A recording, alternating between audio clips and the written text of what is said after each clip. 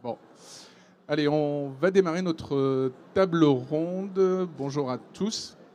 Bienvenue donc à cette table ronde qui s'intitule Souveraineté sanitaire, l'apport des stratégies patrimoniales et biomédicales des CHU. Donc, je suis Abdelghadi, directeur du pôle patrimoine et ressources opérationnelles du CHU de Toulouse.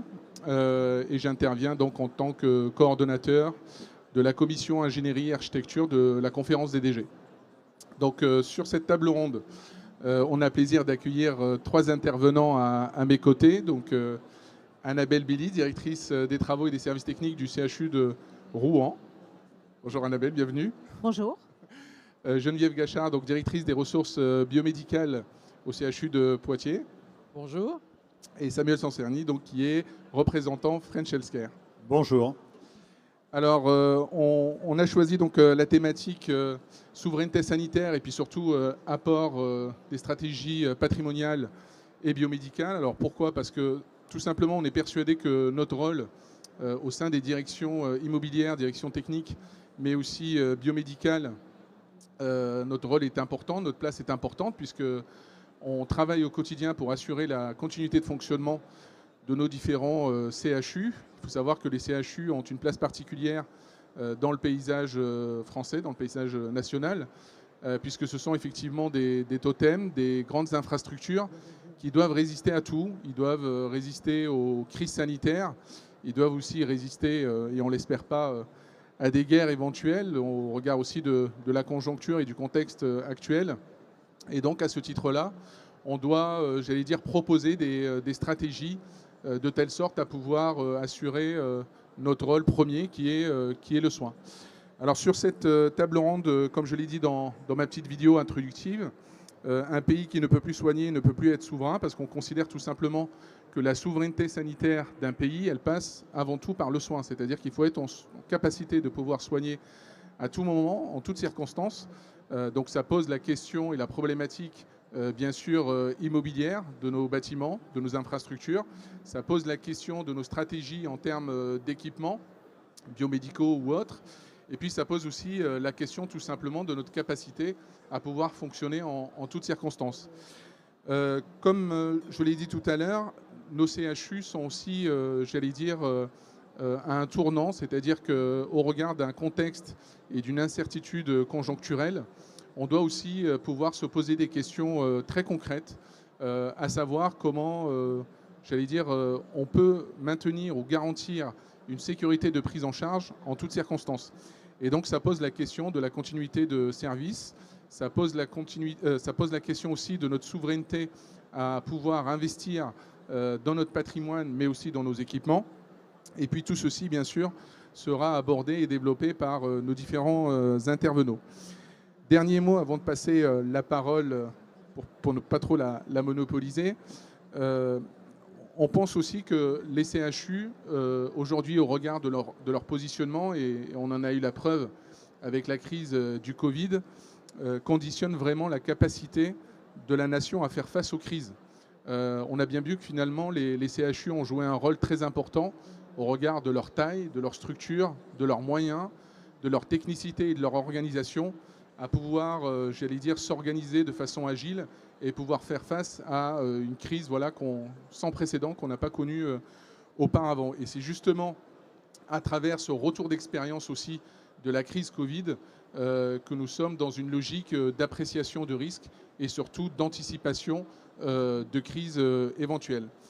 Alors sans attendre, je vais donner la parole à Annabelle Billy. Annabelle, est-ce que tu peux nous dire aussi quel est ton regard par rapport, j'allais dire, à la stratégie immobilière avec bien sûr deux versants. Le premier qui est celui de la souveraineté énergétique puisque ça devient un enjeu aussi majeur pour nous. Et puis le deuxième qui concerne bien sûr l'investissement immobilier puisque comme je l'ai dit, le patrimoine contribue grandement à assurer la souveraineté sanitaire des CHU. Oui, merci Abdel. Donc effectivement, en termes de stratégie et de continuité des soins au niveau patrimonial, on a d'abord et avant tout tout ce qui va toucher autour des énergies, tout ce qui va tourner autour des énergies.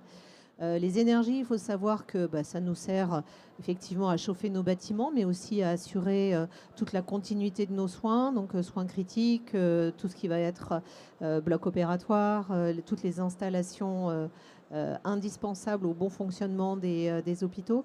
Et globalement, en fait, en termes, si on veut évoquer quelques chiffres, parce que malheureusement, c'est quand même ça qui marque. Aujourd'hui, au niveau national, en énergie annuelle, on dépense environ 750 millions d'euros, ce qui n'est quand même pas négligeable. On est passé en 5 ans, on est passé de 300 millions à 750. Voilà, donc ça veut dire aussi qu'il a fallu absorber ces évolutions. Et donc, notre objectif est vraiment l'essentiel, c'est de pouvoir en fait décarboner nos énergies. Alors, décarboner nos énergies, ça veut dire quoi? Ça veut dire essentiellement en fait réduire notre dépendance au gaz. Voilà, le gaz, vous savez, 2022, crise en Ukraine, donc grosse problématique d'approvisionnement du gaz russe, notamment. Et donc aujourd'hui, ce que l'on fait, on décarbone nos énergies, donc on est en train de modifier complètement notre spectre d'énergie, avec un peu plus de 50% d'énergie électrique dans nos consommations. Bon, électrique, ça veut dire, pour la France en tout cas, ça veut dire essentiellement nucléaire, mais pas que. Puisque on développe aussi tout ce qui tourne autour du photovoltaïque. Et puis on a petit à petit, on est en train en fait de réorienter notre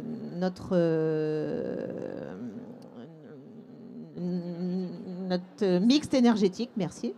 Voilà, notre mix énergétique. Et notamment avec les raccordements au réseau de chaleur urbain. Voilà, puisque de plus en plus, par exemple, à Rouen, tous nos sites sont maintenant reliés sur des réseaux de chaleur urbain. Donc, c'est ce qui nous permet aussi de minimiser l'impact, et j'espère que ça sera le cas dans les mois qui viennent, puisque crise en 2022, donc crise, guerre en Ukraine, donc augmentation très forte de nos dépenses énergétiques. Pour exemple, au CHU de Rouen, en 2022, nos dépenses étaient à moins de 10 millions d'euros en énergie. En 2023, puisqu'en fait la crise a commencé à se faire ressentir sur nos dépenses l'année d'après, on a multiplié par 2,5. Voilà, on est passé de 8 à quasi 20 millions. Ce qui est énorme, et donc il a fallu aussi absorber cette évolution. On est un peu redescendu, mais aujourd'hui on n'est pas redescendu au niveau ante 2022. Donc ce que l'on espère, c'est que compte tenu de tous ces investissements qu'on a commencé depuis 2022 à faire pour réorienter notre mix énergétique, c'est que la crise d'Ormuz ne nous impactera moins, en tout cas nous impactera moins qu'en 2022.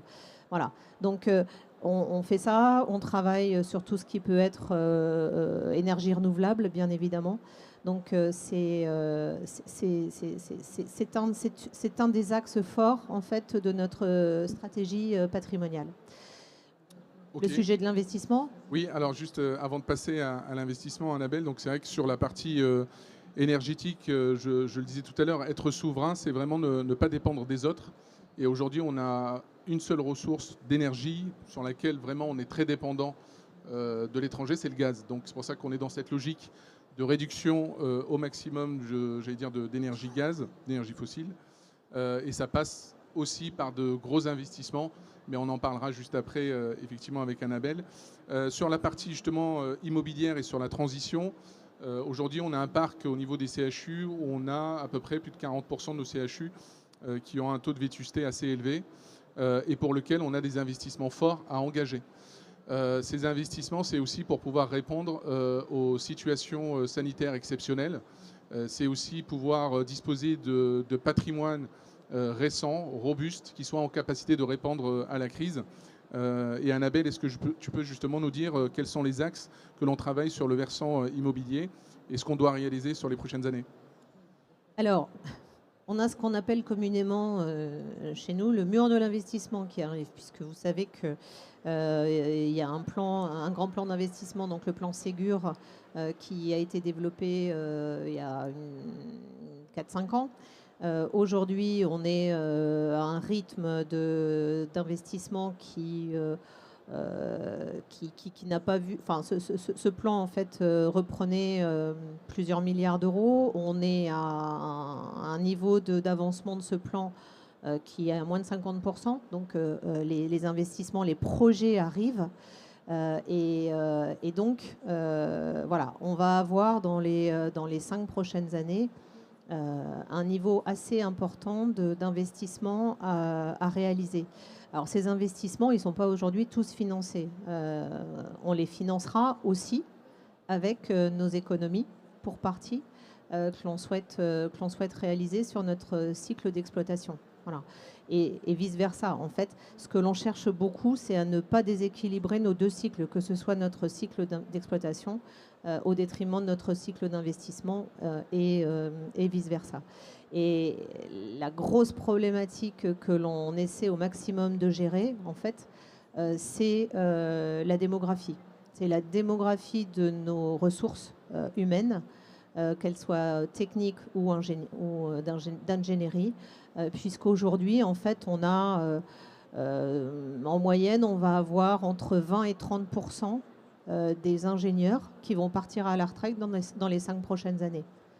Donc là aussi, c'est important parce que pour faire tourner, notre exploitation et pour réaliser nos investissements, on a besoin de techniciens, on a besoin d'ingénieurs et il faut vraiment qu'on devienne attractif et qu'on améliore, qu'on optimise cette attractivité des métiers techniques à l'hôpital. Et il faut surtout qu'on arrive à créer des partenariats avec les écoles, qu'elles soient aussi bien au niveau technique qu'au niveau ingénieur, grandes écoles, pour pouvoir en fait assurer la relève et assurer surtout ces projets d'investissement qui sont devant nous et qui vont être indispensables pour maintenir notre souveraineté. Oui, c'est ce que j'allais dire, et assurer effectivement cette souveraineté sanitaire. Le message à retenir donc, sur le versant patrimonial et énergétique, c'est d'abord et avant tout de considérer les CHU non pas comme de simples hôpitaux, mais plutôt comme des infrastructures critiques de l'État. Donc comme on peut avoir au niveau de la défense, au niveau de l'énergie, au niveau du numérique.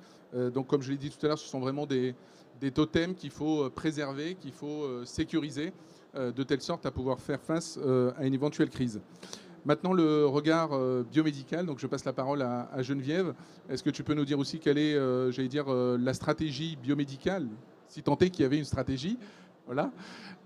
Et puis surtout nous dire comment on peut assurer justement cette souveraineté sanitaire à travers nos stratégies d'achat et d'équipements biomédicaux.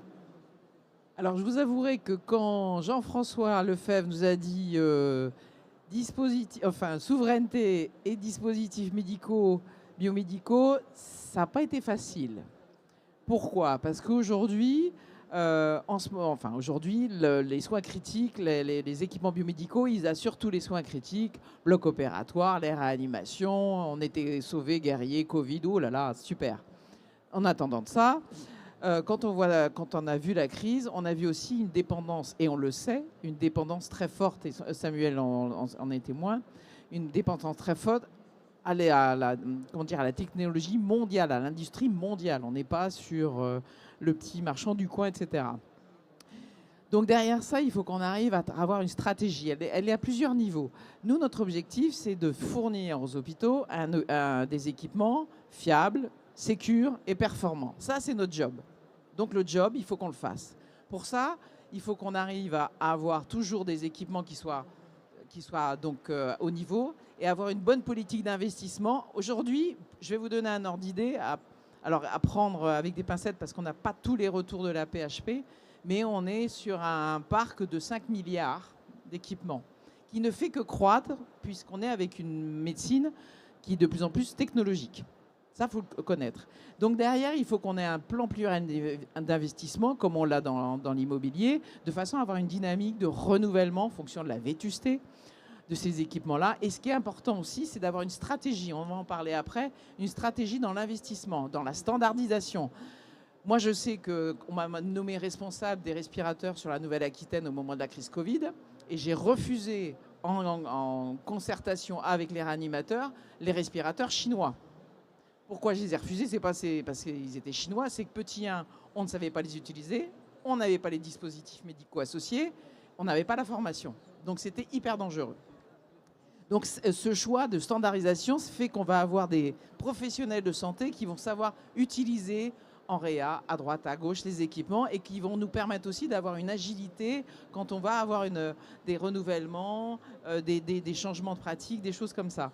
Ça, c'est important. Et puis, il y a aussi la politique de maintenance. On l'a vu pendant le Covid, la chance qu'on a eue dans les CHU, notamment, et je tiens à le dire, c'est qu'on avait de la compétence interne qui nous a permis d'assurer la maintenance de ces équipements. Parce qu'au moment où tout le monde a dit hop, confiné, les techniciens étaient aussi confinés. Et les petits respirateurs, il fallait bien qu'ils ventilent. Donc on était bien contents d'avoir nos petits techniciens. Et l'important, c'est... Très bien dit, Geneviève. Hein, mais on continue de ventiler, oui. Voilà, ventiler, mon petit. Vous dis-je, ventiler. Et donc, de ce fait-là, donc on avait ces techniciens et l'importance d'avoir une compétence interne fait qu'on a une réactivité beaucoup plus forte. Et donc, tous ces aspects-là font dire qu'aujourd'hui, il faut qu'on arrive à anticiper ces points-là, donc avoir cette politique-là et travailler, ça on va en parler avec Samuel. Un point alors on peut parler des stocks, mais enfin les stocks on est bien content, mais au bout d'un moment les stocks ça s'épuise, hein. Donc on est bien, on se fait des petits écureuils, ce qui déstabilise complètement l'industrie et on l'a vu pendant le Covid. Donc l'État a pris la main parce que tout le monde voulait faire le petit écureuil et vider tout ça, et ça c'est une mauvaise idée, ça sert strictement à rien.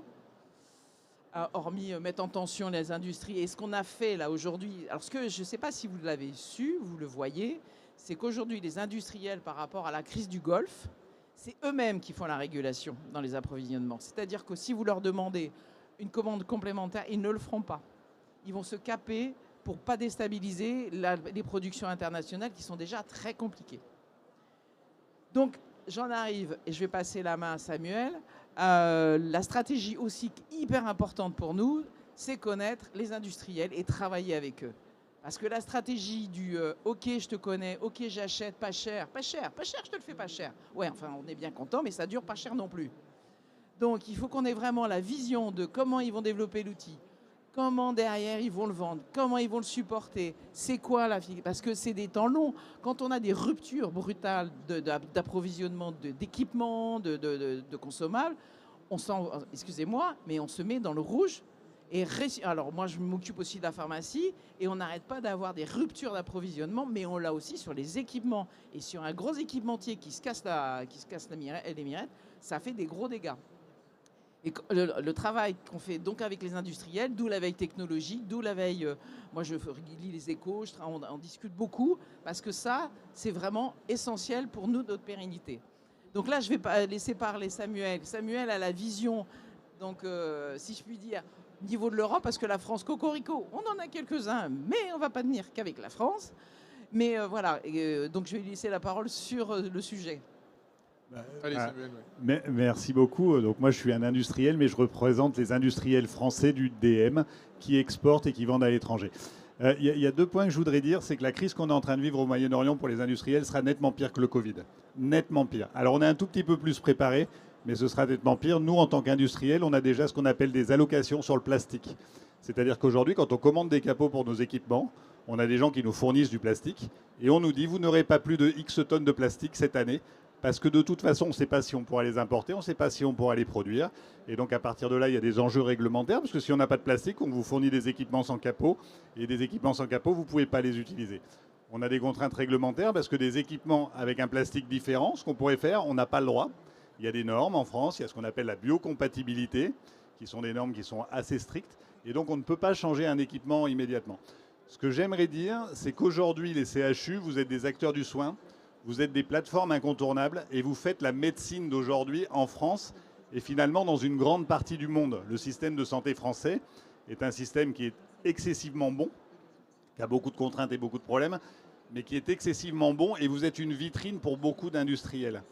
Mais si vous voulez qu'on puisse avancer dans une certaine souveraineté, il faut qu'on soit capable de tisser un réseau industriel qui va comprendre des très grosses sociétés, mais les très grosses sociétés vont avoir des contraintes à un moment donné, qui va comprendre des startups. Et c'est vrai qu'en France, les CHU accompagnent beaucoup les startups. On est la startup nation, on vous a demandé d'accompagner les startups.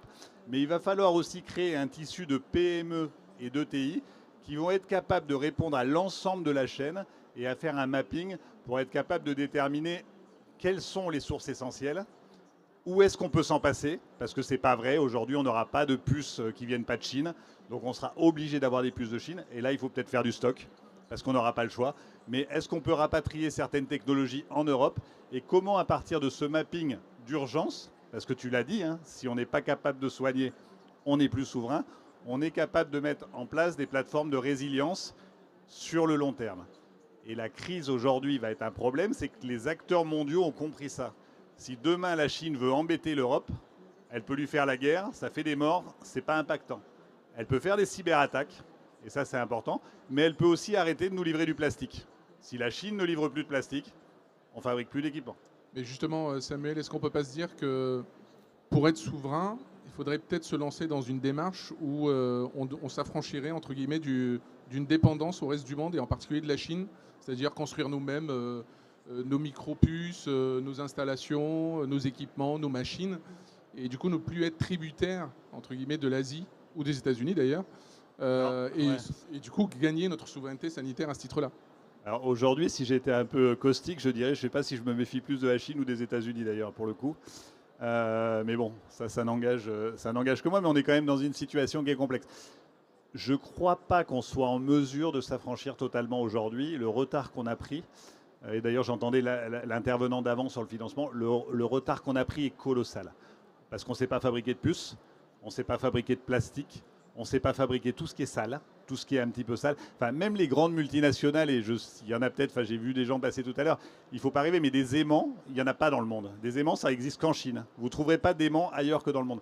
On n'est pas capable en 5 ou en 10 ans de rapatrier des aimants chez nous. On peut faire du stock, on peut signer des accords, on peut faire... Mais demain, si la Chine décide d'arrêter d'exporter ses aimants, vous n'avez plus une seule IRM. Alors par contre, la technologie peut aider.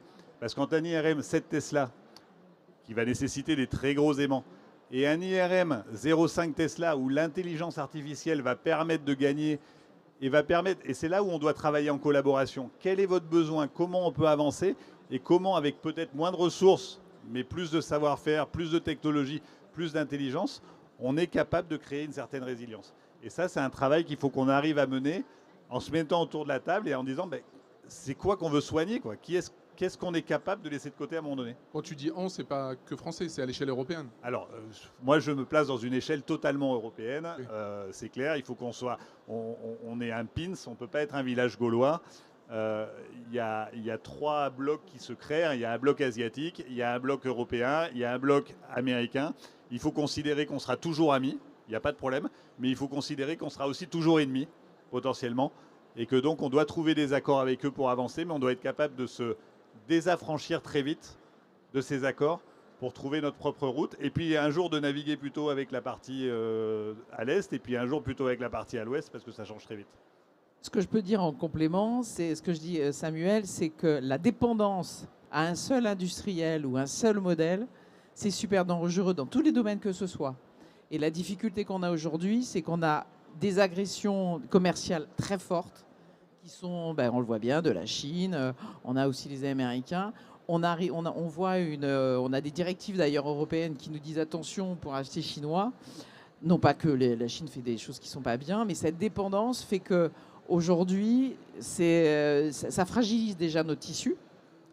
Et deuxièmement, c'est que franchement, l'approvisionnement, il est compliqué à avoir, et en plus, on a une qualité qui n'est pas toujours là. Donc la difficulté, c'est vraiment connaître la stratégie des industriels, essayer de diminuer la dépendance. Je dis, on l'aura, hein, de toute façon, on l'a sur plein de les puces, tout ce que vous voulez. On l'a vu sur les plastiques, je racontais tout à l'heure avec la crise Covid. En fin de compte, on a eu des problèmes de gants 3 mois plus tard, parce que les bateaux arrivent au bout de 3 mois. Et là, on le sait, avec la crise du Golfe, ça va arriver tout doucement, mais ça commence à arriver. Et on a ces crises-là qui arrivent, parce qu'on ne sait plus faire. Et ces produits-là, ils sont basiques, et on les retrouve dans tous nos équipements et nos DM. Alors ce que vous dites là n'est pas du tout rassurant. Parce que nous qui cherchions la souveraineté sanitaire et ne pas dépendre de l'autre, Finalement, quelle pourrait être concrètement la stratégie qu'il faudrait développer et mettre en place pour essayer vraiment d'acquérir cette souveraineté Alors, sanitaire? pour moi, au niveau des établissements, après je laisserai parler Samuel, c'est la diversification. C'est essayer, et on l'a vu, quand il y avait des fabricants pour des raisons X ou Y qui se cassaient la gueule parce qu'il y a eu une inondation, il y a eu des tremblements de terre, etc. Notamment, il y a eu sur des filtres sur les reins. Ça a été une catastrophe pour les services de dialyse. Donc la diversification permet d'être plus agile, c'est-à-dire que j'ai un industriel défaillant, je peux me reposer sur un autre industriel. C'est ce que je disais, le mono. Et ça, c'est toute la prudence qu'il faut avoir en essayant de pouvoir diversifier cette offre industrielle pour tenir, ce qu'on dit régulièrement, tenir les lignes, quoi. On parle beaucoup du Made in France et Made in Union européenne. Dans ce cas concret, là, par rapport à la souveraineté, est-ce que c'est quelque chose qui est crédible aujourd'hui ou est-ce que la bataille est déjà perdue avec le reste du monde? Non, non, alors c'est déjà très crédible, mais dans nos équipements, même si on est Made in France, on a des pièces qui viennent du monde entier. Encore une fois, je crois qu'il est très important que les CHU se mettent autour de la table avec les industriels, définissent quels sont les buts, quels sont les minimums à atteindre et qu'on définisse comment on peut atteindre ces objectifs. Il y a une question qui est importante et je sais que l'argent est quand même le nerf de la guerre. C'est qu'aujourd'hui, il ne faut plus raisonner en prix, parce que si vous voulez du prix, je peux vous donner, alors je le dis souvent et c'est absolument pas méchant dans ma bouche, mais je peux vous donner un Italien qui sera moins cher qu'un Français, et si l'Italien est trop cher, je vous donnerai un Indien, ce sera encore moins cher. S'il est trop cher, je vous donnerai un Chinois, et s'il est trop cher, je peux même vous donner un Vietnamien, c'est moins cher. Donc si c'est le prix qui gère, on ne va pas y arriver. Il faut travailler sur ce qu'on appelle le total cost of ownership, et dans ce total cost of ownership, qu'on définisse une part qui soit liée à la souveraineté. C'est-à-dire combien je suis capable de payer un petit peu en plus sur mon équipement pour qu'à la fin, ça me génère et ça me garantisse une certaine souveraineté industrielle. Et si je ne fais pas ça, si c'est seul le prix qui lead, le monde dopé, puisque le monde est dopé, hein, le monde de la Chine aujourd'hui, les équipements chinois peuvent être aussi bons que les nôtres, mais s'ils sont aussi bons, ils sont aussi chers. Je veux dire, vous pouvez le faire comme vous voulez. Et s'ils sont moins chers, parce qu'ils font aujourd'hui des très bons équipements, c'est parce que le mécanisme chinois de dumping est très très important. Et si on ne se protège pas de ça, si nous on n'est pas capable d'être un petit peu résilient là-dessus, c'est un discours qui ne sert à rien en fait. Merci Samuel. Petite question pour Geneviève sur les ressources. Et quand je dis ressources, c'est ressources humaines. Ce qu'on disait finalement, la souveraineté, c'est aussi pouvoir disposer de technicité et d'expertise pour assurer la continuité de prise en charge et de fonctionnement de nos CHU. Qu'est-ce que tu peux nous dire là-dessus? Comme vous avez évoqué, aujourd'hui, on a une fragilité sur les ressources de compétences techniques, qu'elles soient travaux, qu'elles soient bio, qu'elles soient etc. Parce que d'abord, on a des métiers qui sont mal connus. Alors, à nous aussi de savoir les faire connaître parce que les écoles ne le connaissent pas bien. On a aussi, ça c'est des discussions qu'il faut qu'on ait avec nos instances, avec les ministères, des profils aussi des financiers, enfin d'attractivité qui sont pas là, qui sont pas attendus, alors qu'on a une concurrence très forte au niveau des industriels. C'est très classique d'avoir des techniciens que l'on forme, comme ça ils connaissent bien le terrain, et puis on leur fait coucou, au revoir, et bien écoutez, prenez le don, il est tout formé, allez-y. Et donc ils partent parce qu'ils ont un parcours après qui est plus intéressant financièrement. Et ça s'entend, quoi. Donc voilà, la fidélisation, elle est plus compliquée à avoir. Avoir ces compétences-là, on a une fragilité, on a une GTV, un vieillissement de la population des techniques qui est là. Et de ce fait-là, cette dynamique, elle fait partie de ces ressources qui font aussi qu'on est solide. Et ça, il faut qu'on le maintienne. Externaliser une prestation, c'est tout se faire. Hein. On sait tous faire, ça, il n'y a pas de problème. Mais avoir une compétence en interne, en termes d'agilité, de qualité, il n'y a pas photo quand on veut travailler dessus. Alors, il y a un modus vivendi qu'il faut avoir, mais c'est essentiel. Je vous dis, pendant le Covid, on avait vraiment, c'est les équipes qui se sont impliquées beaucoup, et ça fait partie du cœur de la résilience du CHU. Pour essayer de trouver aussi une réponse à cette question, est-ce qu'il n'y a pas une autre démarche qui consisterait à promouvoir nos métiers, donc via des partenariats avec des écoles d'ingénieurs, des écoles de formation, de telle sorte à déjà faire connaître nos métiers et puis aussi expliquer en quoi ils sont intéressants et en particulier sur les niveaux d'expertise technique? Ah, mais de toute façon, c'est tout un travail que. Comme on est des techniques, on est des gens de l'ombre, il faut qu'on arrive à se faire connaître. Donc, il y a les associations, il y a la FI, par exemple, pour le côté biomédical, qui fait des B2B avec des écoles. Et puis, il faut faire de la communication. Faut que... Voilà, on est très confidentiel. On est des gens de l'ombre. Il ne faut pas oublier à l'hôpital. On est des gens de l'ombre. On reste discret. N'est-ce pas? On ne veut pas être des stars. Mais malgré tout, il faut quand même qu'on arrive à se faire connaître. Très modestement, une petite star. Non, mais blague à part, voilà, il faut qu'on arrive. On n'est pas d'accord dans le public, hein, je vois des têtes. Excusez-moi, je ne m'appelle pas Brigitte, je suis désolée. Non, mais donc voilà, il y a un gros travail à faire parce que ça reste confidentiel. Et donc là, il faut qu'on s'arme tous, et qu'on aille aussi voir là, en parallèle la DGOS pour aussi amener à une valorisation de ces métiers qui ne sont pas à la hauteur aujourd'hui par rapport aux concurrences privées. Ok, merci Geneviève. Annabelle, ton regard? Sur cette notion de formation et puis d'ingénierie, enfin, je vous le disais tout à l'heure, hein, il faut à tout prix que côté bâtimentaire, immobilier, on arrive à créer des partenariats. Il faut surtout qu'on prenne conscience de cette démographie qui nous est très défavorable. Il y a 15 ans, on parlait de la démographie des anesthésistes réanimateurs. On a aujourd'hui le même mur sur la démographie des techniciens et des ingénieurs.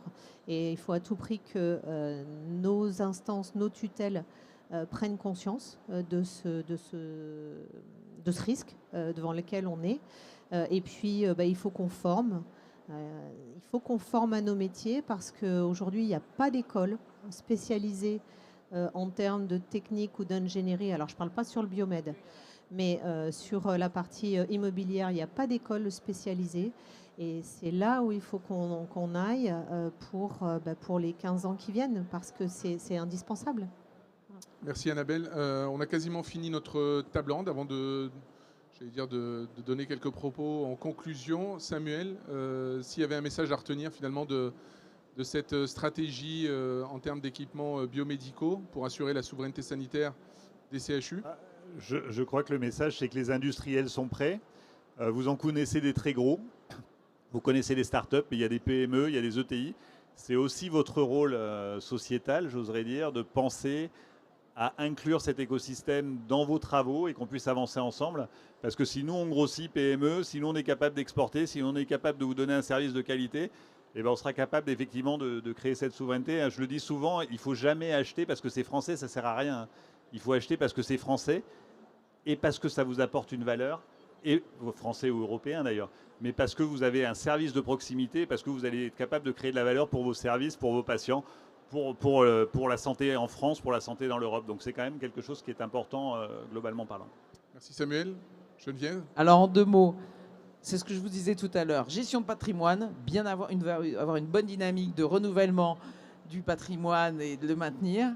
Le deuxième point, c'est vraiment la stratégie industrielle qu'il faut travailler, bien la connaître et se sécuriser pour avoir des complémentarités, de ne pas être dépendant, ce qui est très compliqué. Alors vous pouvez faire un peu de chinois, un petit peu américain et puis du local régional, ça serait sympa si on pouvait le faire. Et le troisième point qui est très compliqué, c'est l'indépendance stratégique, parce que là, voilà, on n'est pas armé. C'est pour ça que quand on dit souveraineté et puis des dispositifs médicaux, c'est quand même un peu compliqué. Merci Geneviève. Annabelle, avant que je conclue. En 3 mots Donc, non, en 2 mois, c'est transition écologique.